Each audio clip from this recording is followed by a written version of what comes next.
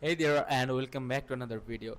In this video I will walk you through the simple steps to activate your Spectrum Mobile eSIM on your iPhone. So first of all, you have to visit the Spectrum Mobile website or use the official app of them. Then purchase your eSIM from there. Like you have to go to this Spectrum official website.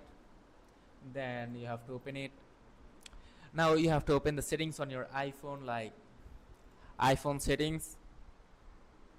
You have to go there and open your iPhone settings.